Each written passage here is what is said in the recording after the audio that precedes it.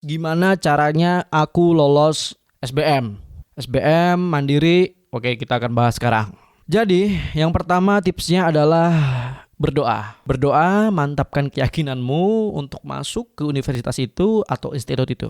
Percayalah, kemantapan batin itu sangat-sangat diperlukan melebihi segalanya menurutku. Kalau menurut berbeda, terserah. Yang kedua, cari tahu prodi atau jurusan yang ingin kau masukin. Sekarang kita akan fokus membahas portofolio untuk masuk Fakultas Seni Media Rekam atau Fakultas Seni Rupa dan Desain Grafis. Tentunya untuk masuk Fakultas Seni, kamu membutuhkan portofolio sesuai regulasi dari LTMPT dan institut atau universitas yang bersangkutan. Jadi ceritanya dulu tahun 2020 adalah awal-awal corona tuh. Aku lulus di tahun corona dan setelah itu nggak belajar sama sekali ujian SBMPTN. Ketika teman-temanku pada belajar, jujur saja saya santai. Tapi kenapa saya bisa lolos?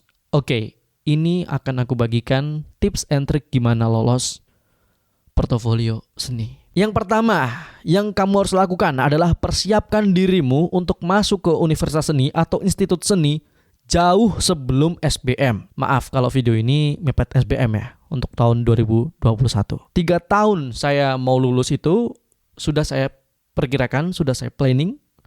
Saya mau masuk pada jurusan seni media rekam, prodi film dan televisi. Sebenarnya nggak di planning nggak apa-apa, cuman itu adalah sugesti batin. Dari sugesti batin itu saya mempercayai saya akan lolos. Ujian ngawur tapi jangan dicontoh, kamu harus tetap belajar.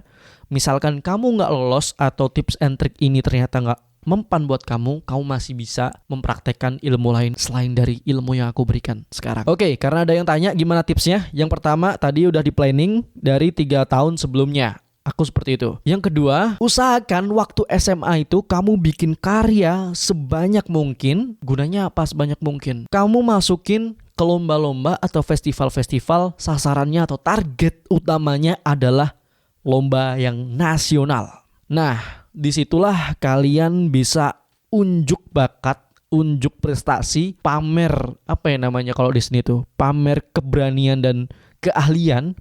Soalnya di seni itu akan sangat diperlukan untuk portofolio sertifikat tentang keahlian kamu. Dan harus ada sertifikat nasional.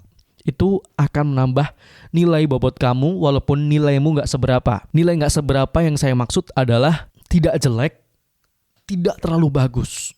Ada teman saya itu nilainya sangat bagus sekali. Tapi portofolionya 3 tahun terakhir dia tidak mempunyai karya yang diakui atau menang di tingkat nasional atau diberikan penghargaan di tingkat nasional. Yang tentunya itu sangat-sangat berpengaruh terhadap penilaian seleksi portofolionya. Oke, selanjutnya. Dulu itu saya disuruh membuat naskah sesuai dengan gambar yang disediakan. Jadi gambarnya tuh ada 3 atau 2 gitu. Disediakan pilihan gambar untuk dibuat naskah atau skenario film. Pokoknya kalau kamu disuruh bikin naskah, itu jangan sekali lihat. Kalian bisa berimajinasi tapi harus realistis, oke? Atau sangkutkan dengan konflik yang sedang terjadi. Nah, selanjutnya untuk yang tes mandiri aku, jadi tadi aku yang cerita di depan itu untuk SBM. Itu alhamdulillah lolos di Institut Seni Surakarta. Karena aku tinggal di Jogja, jadi kesempatan itu nggak aku ambil. Lalu saya daftar mandiri, alhamdulillah ternyata diterima cuy. Mandiri diterima, SBM juga diterima.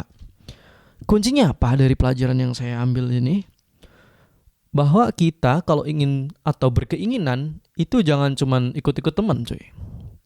Yang saya ambil adalah gimana cara kita memposisikan kepada tujuan kita walaupun kita tidak mampu nih. Misalnya gini, ada orang yang mampu melewati pagar 3 meter dengan jarak hanya 1 meter di depannya.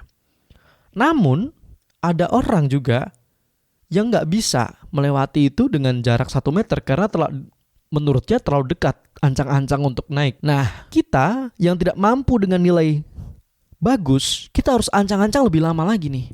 Gimana caranya kita bisa melewati atau melompati pagar tersebut? Yaitu dengan planning. Planning ini gimana ya caranya kita untuk melompatin pagar tersebut tanpa melewati jalan itu, tanpa melompat misalkan.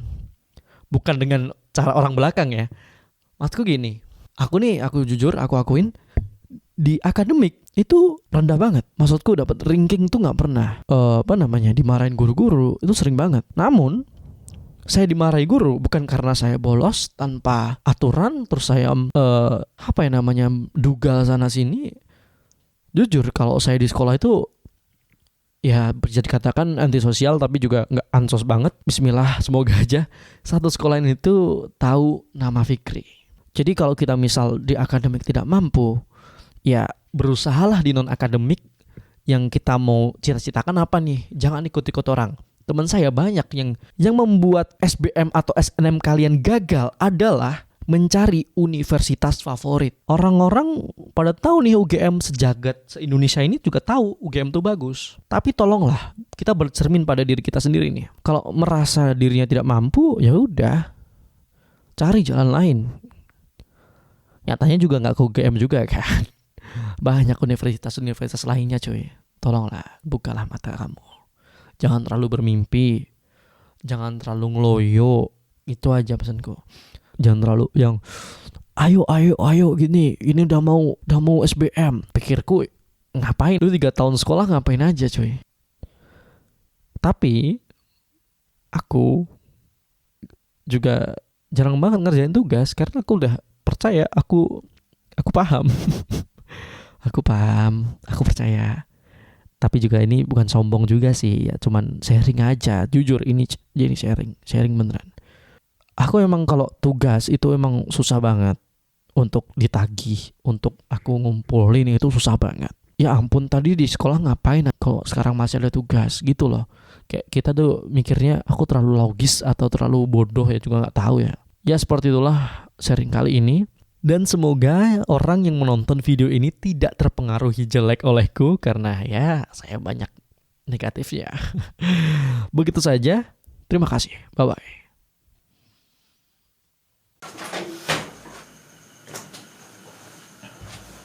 Hai, balik lagi sama aku Fikri.